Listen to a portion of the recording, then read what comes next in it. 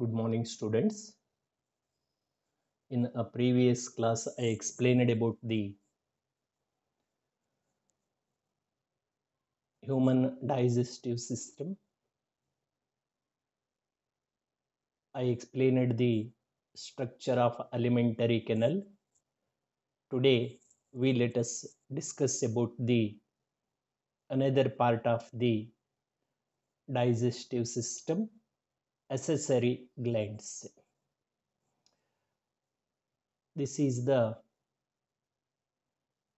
human digestive system consisting two parts, alimentary canal and associated glands. You know the structure of alimentary canal, different parts of the alimentary canal, and functions of the alimentary canal. Now I explain about the glands which are associated with this alimentary canal. Three glands: salivary gland in a buccal cavity, liver and pancreas are attached to the alimentary canal. Now I will explain about these glands.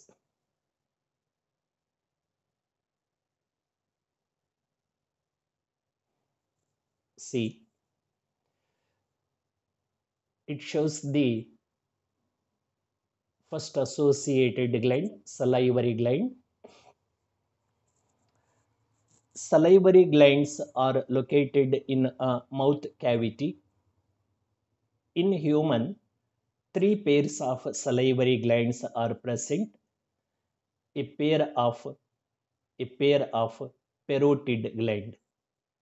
So, see, this is the pair of parotid gland lies in front of the ear on the upper jaw. A pair of sublingual gland found just beneath the tongue, and a pair of submaxillary or submandibular glands lies behind the lower jaw. Total, how many salivary glands? Three pairs. Three on left side, three on right side. Total 6 salivary glands present in the mouth cavity. All these 6 salivary glands or three pairs of salivary glands secrete watery fluid that released into a mouth cavity is called saliva. Salivary glands are exocrine gland. It means it releases saliva through a duct. If the gland has a duct, that gland is considered as a exocrine gland. Here, salivary gland has a salivary duct. Through that duct, it releases saliva into the mouth cavity. So, these are exocrine gland. That saliva mainly contain water and also contain two enzymes. That is salivary amylase is one enzyme which digests carbohydrate, only carbohydrate, that break down polysaccharides into disaccharides. Salivary amylase. Salivary amylase is also called ptyalin. What is the name of salivary amylase? Ptyalin. One more enzyme present in saliva which do not digest a food, that is lysozyme. What is the function of the lysozyme? Lysozyme is an antibacterial enzyme which kills bacteria which are present in the saliva. that kills the bacteria which are present in the saliva, or through food or through water. If any pathogenic germs enter into a mouth cavity, that salivary or lysozyme that will kill the bacteria or any other harmful that microbes. Saliva also contain a mucus, or also called mucin, which lubricate the passage of the food. So this is about the salivary gland and saliva. Saliva and saliva also makes a food wet, that facilitate for easy movement of food in a GI tract, means gastrointestinal tract. Next, I will show another gland, that is liver. Liver. See here, there are two glands. I said three glands associated with the alimentary canal: salivary gland, liver, and a pancreas. See, this is the liver. Liver is the largest gland in the human body. We have number of glands. Some of them are exocrine glands, some of them are endocrine glands. The difference between exocrine gland and endocrine glands are: exocrine glands having a duct, endocrine glands not having a duct. This is the liver. Liver is the first largest gland in a human body. It is also exocrine gland, weighing about 1.5 kg in human. It is divided into lobes and externally covered by a capsule called Glisson's capsule. Inside, it has a number of lobules, are called hepatic lobules. This gland, liver, secrete bile juice. Per day, it secrete 800 to 1000 ml of bile juice when there is no food in the duodenum. It is the duodenum. What is duodenum? The first part of the small intestine is called duodenum. When there is no food in the duodenum, the bile produced from the liver is stored in this green colored sac, is called gallbladder. This green colored sac is called a gallbladder. The secretory product of the liver, bile juice, is stored in this gallbladder. When food enters into a duodenum from the stomach, suddenly this gallbladder releases bile juice into a duodenum. So that bile juice mainly contain that two bile salts. The main component of the bile juice are two bile salts: sodium terocholate and sodium glycocolate. You have to remember these two salts. These are useful salts, commonly called bile salts.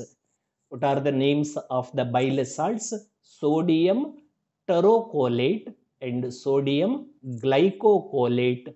These two bile salts play an important role in a digestion of the fat. Remember one thing: the liver is the largest gland, but it do not secrete any digestive enzymes. Only it secrete bile juice. That bile juice contain two bile salts, sodium taurocolate and sodium glycocolate. They helps for digestion of fat or a lipid. Without bile salt, fats cannot digest in our digestive system. That bile salts break down big oil or fat droplets into fine particles. This process is called emulsification. Afterwards, that enzyme, means pancreatic enzyme, will digest a emulsified fat. This is the role of the liver in digestion of a food. Liver, how liver helps for digestion? Liver helps for digestion of the fat or a lipid. And bile juice also contain two pigments, bilirubin and biliveridin. Bilirubin and biliveridin are toxic substances, and they are the end products of breakdown of red blood cells. They excrete from the body through a bile. If liver is not functioning, that golden yellow colored fluid bilirubin concentration will increases in the bloodstream, that leads a disease called jaundice. That is the abnormal bilirubin metabolism and excretion. Even small quantity of cholesterol is also that produced from the liver. Liver play another role, that produces red blood cells, means blood cells. Do you know, we our blood has a rbc. RBC will not divide. They won't divide in the body. Then where that RBC, new RBC are produced in our body? New RBCs are produced in a red bone marrow. They are produced in the red bone marrow. But in embryonic stage, when a fetus is growing in the uterus of the mother, there will be no bones or bone marrow, but that embryo or a fetus has blood and RBC. Where that RBC are produced in fetal life? This liver produces red blood cells in a embryonic stage. Liver, another function is, it convert highly toxic ammonia into urea. That also takes place in the liver. It converts highly toxic ammonia into a less toxic urea in a cyclic process that is called ornithine cycle, that also takes place in a liver. It also produces heparin. It prevent clotting of a blood in a blood vessel. It generate a heat.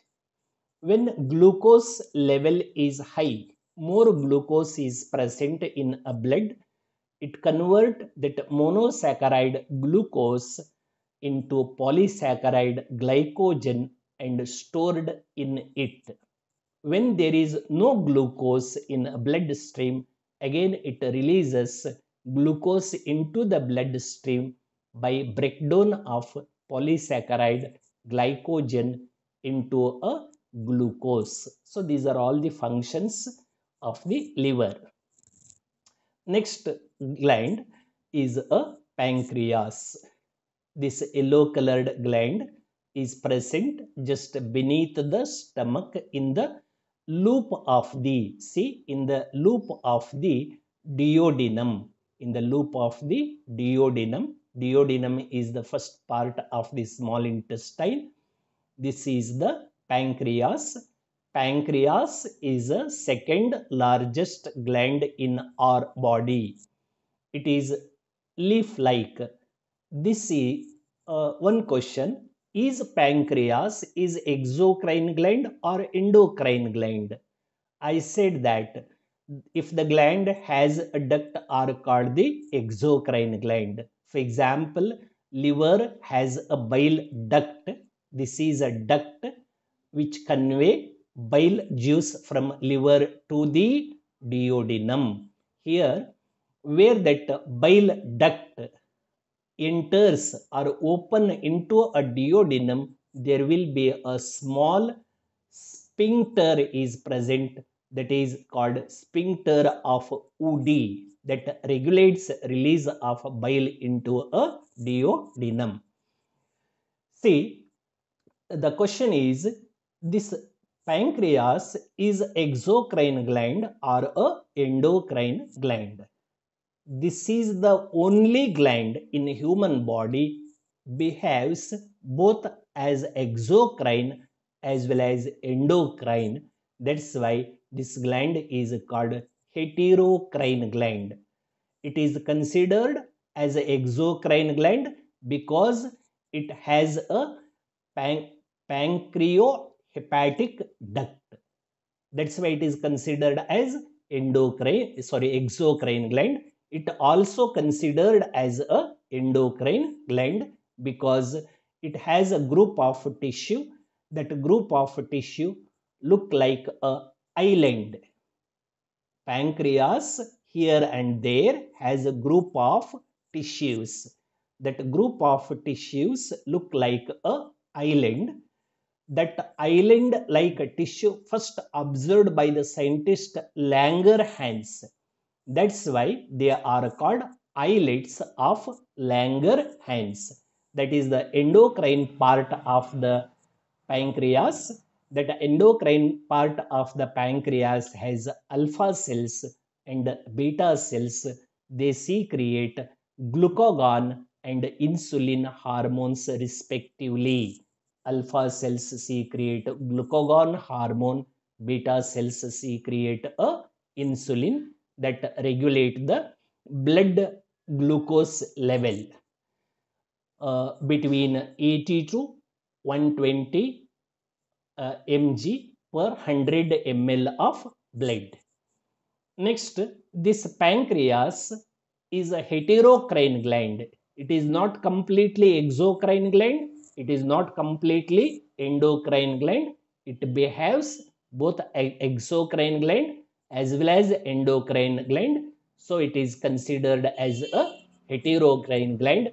It secretes varieties of enzymes such as it produces carbohydrate digestive enzyme, it secrete protein digestive enzyme, it also secrete fat digestive enzyme.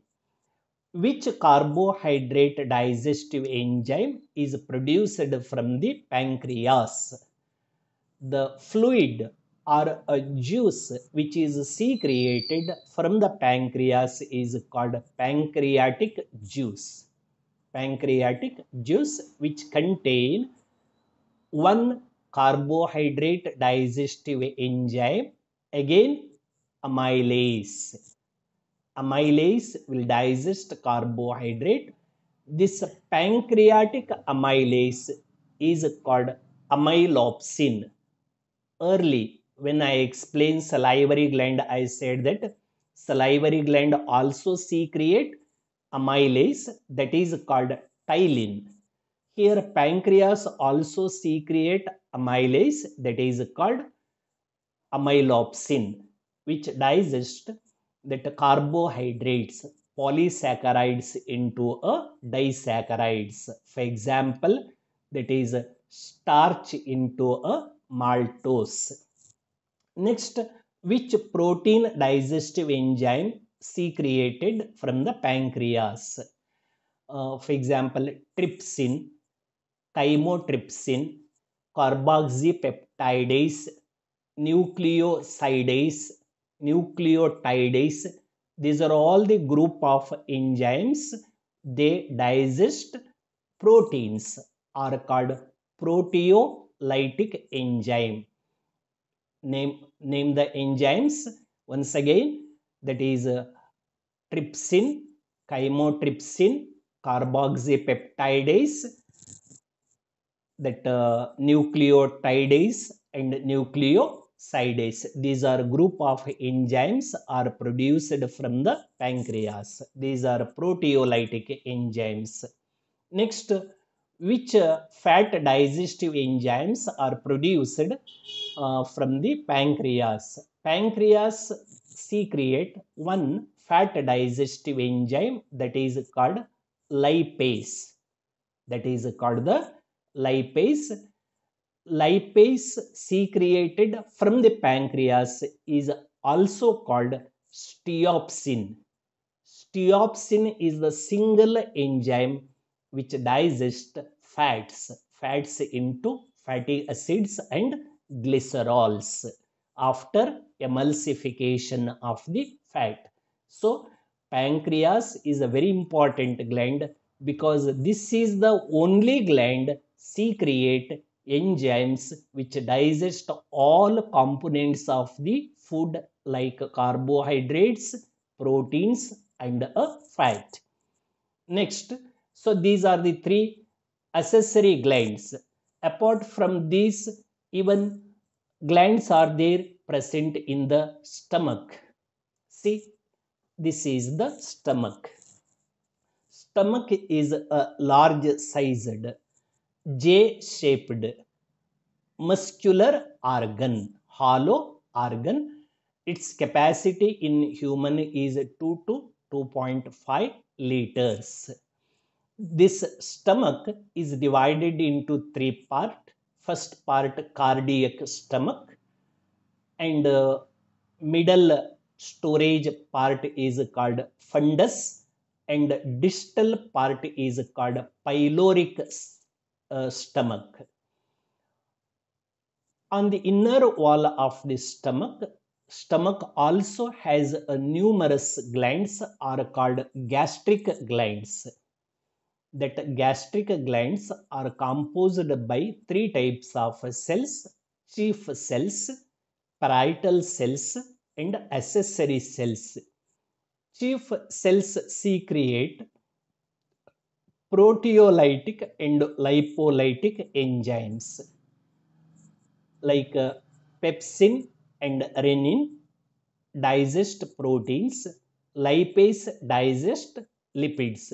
What about carbohydrate? No, there is no carbohydrate digestive enzymes present in the gastric juice. That's why carbohydrate digestion will not takes place in the stomach. Only protein and small amount of fat are digested in the stomach because of gastric juice which contain proteolytic and lipolytic enzyme. These enzymes are produced from the chief cells of gastric glands. Another cells, parietal cells, secrete hydrochloric acid. Hydrochloric acid that makes the food acidic, that inhibits the digestion of the carbohydrate. It softens long protein fiber that helps for digestion of the proteins. Then HCl activates inactive pepsinogen into active pepsin. HCl also activates inactive prorenin into active renin. So HCl also acts as activator because prorenin and that prorenin and pepsinogen are activated by the HCl in a stomach. And that HCl is a strong acid. It also kills germs which enter into a stomach through a food and water. So it is this type of defense mechanism is called chemical defense. That HCl perform a chemical defense in a stomach. And accessory cells secrete large quantity of alkaline mucus. That alkaline mucus layer protect stomach wall against the hydrochloric acid. In a alimentary canal, apart from salivary glands and liver, pancreas, stomach, small intestine, that is a small intestine, see, first part of the small intestine, this is the duodenum. It also play an important role in digestion of the food. This is the small intestine, transverse section of the small intestine. The wall of the small intestine consisting 4 layers. The wall of the small intestine is formed by 4 layers. Outermost layer, see, this is the outermost layer, is called serosa. Serosa is the outermost layer. Next to the serosa, there is a layer called muscularis. Muscularis is made up of 2 types of tissue. One, inner circular layer, outer longitudinal muscles. The whole intestine is made up of smooth muscular tissue. Smooth or involuntary muscular tissue. The second layer, muscularis, is made up of inner circular muscles and outer longitudinal muscles. Third layer is submucosa, and innermost layer is called mucosa, and this is the lumen. It is the food passage. Food is passes through this lumen, and this is the wall of the small intestine in a transverse or a cross section. How many layers you come across from exterior to inner side? 4 layers. They are serosa, muscularis, submucosa, and mucosa. The mucosa, innermost layer, produces very fine finger-like projections. See here, small finger-like projections, numerous finger-like projections are present, are called villi. They are called the villi. Now I will show the section of the villi. See, this is the villi. Villi, finger-like projections that increases the surface of absorption. The villi increases the surface of absorption.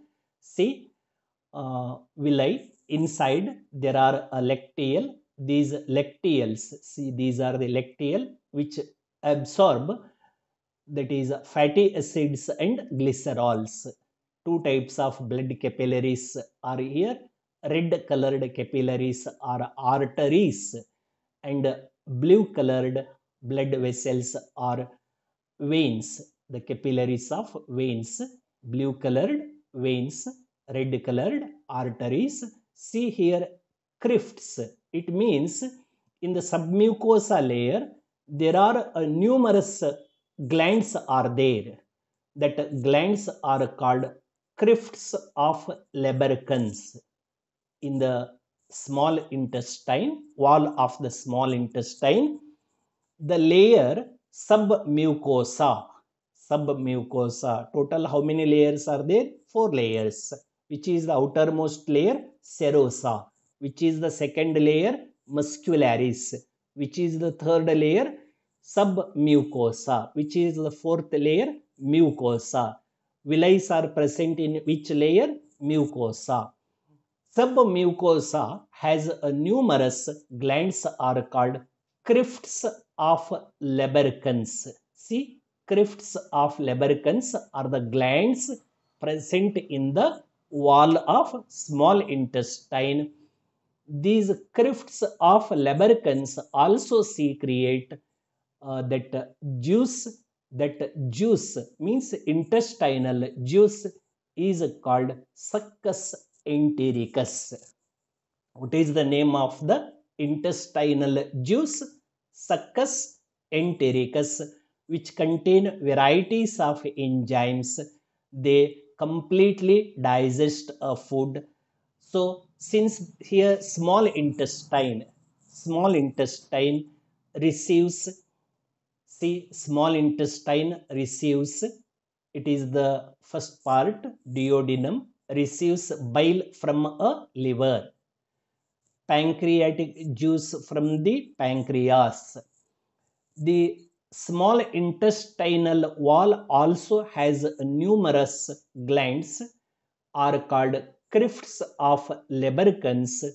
So all enzymes together digest food in the small intestine. Therefore, complete digestion and absorption of the food takes place in the small intestine. So this is about the accessory glands. Now let us study about the physiology of the digestion. In a digestive system where that digestion of the food takes place, is food digest in the buccal cavity or in the pharynx or in the esophagus or in a small intestine or in a large intestine, actually where that food will digest. In the alimentary canal, digestion of the food takes place only in three parts.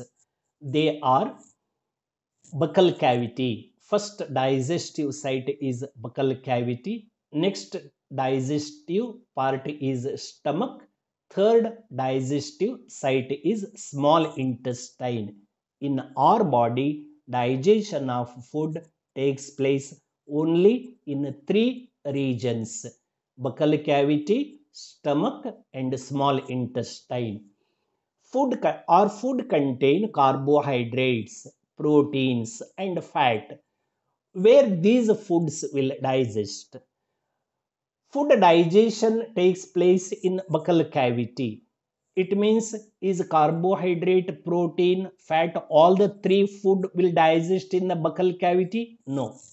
In buccal cavity, only one food component will digest, that is the carbohydrate. Carbohydrate, uh, because buccal cavity receives saliva from the salivary gland that contain enzyme ptyalin that digest starch into maltose. Proteins and fats will not digest. Only small quantity of lipids may digest here, but major quantity of carbohydrate will digest. Is protein digestion takes place in the buccal cavity? No. And when food in a buccal cavity, it will be alkaline. It is alkaline. Next, when we swallow the food that passes through pharynx and esophagus, it reaches the stomach. When food enters into the stomach in the form of bolus, what we called it bolus, there it mixed with a gastric juice. When it mixed with a gastric juice, it become acidic, because gastric juice contain hydrochloric acid. It become highly acidic. Its pH decreases till 1.5. In that acidic condition, carbohydrate digestion will stop, protein digestion starts, because gastric juice contain two enzymes, pepsin and renin. Pepsin and renin both will digest the proteins, that long protein fibers into that proteoses and peptones, tripeptides, dipeptides. So they will digest, and small quantity of lipid also digest, because that chief cells of the gastric glands in stomach will secrete gastric juice. When food is mixed with gastric juice in a stomach, it become acidic. That acidified semi-solid food is called chyme. That chyme now enters into a small intestine. Small intestine. When it enters into a small intestine receives alkaline pancreatic juice from the pancreas. Again, its pH start increasing. That food become alkaline with the help of bile juice, with the help of pancreatic juice, and with the help of intestinal juice. What is the name of the intestinal juice? Succus entericus. So complete food will be digested in the small intestine. After digestion, the villi of the small intestine will absorb that digested food, that is called assimilation. Next, that food enters into a large intestine. See here at the junction of a small intestine and large intestine, here there is one finger-like projection that is called vermiform appendix. Vermiform appendix is a vestigial organ found at the junction of cecum, the first part of the large intestine, and ileum, last part of the small intestine. When that undigested food passes through colon or large intestine, it absorb water, so it become that solid, and that semi-liquid food is converted into semi-solid, and solid food is deposited in a small chamber of about 5 inches long is called a rectum. From there, periodically at regular intervals, it eject from a body. It remove from the body through a canal called anal canal is called egestion. Egestion. So this is the process of digestion of food in our body. I'll show the chemical digestion of the food, how the food will digest with the help of the enzymes. In this slide, see here, in a mouth cavity, that polysaccharide starch is digested into disaccharide maltose with the help of enzyme salivary amylase. In a small intestine, the protein small bits called dipeptides, tripeptides, with the help of intestinal enzyme are digested into a amino acids. Amino acid is a simple form of a protein. See, maltose is a disaccharide. It is digested by enzyme maltase of intestinal enzyme into two molecules of the glucose. Similarly, lactose is a disaccharide digested by intestinal enzyme lactase into glucose and galactose. Similarly, another disaccharide, sucrose, is a disaccharide digested by enzyme sucrase into one molecule of glucose and another molecule of fructose. So here all proteins are digested into amino acid, all carbohydrates are digested into glucose, galactose and fructose, and all proteins are digested into amino acid. Here lipids are digested into fatty acids and glycerols with the help of lipase. Lipase will present in saliva. It also present in gastric juice. It also present in intestinal juice. All these enzymes digest carbohydrates, proteins, and fats into a simple molecules such as amino acids, glucose, fructose, galactose, fatty acids, and glycerols. These are all simple form of the food. In our body, all complex food is converted into a simple food. So this is called a digestion. After the digestion, the small intestine will reabsorb all digested food. To this point, I will stop now. In my next class, I will explain another system. Thank you.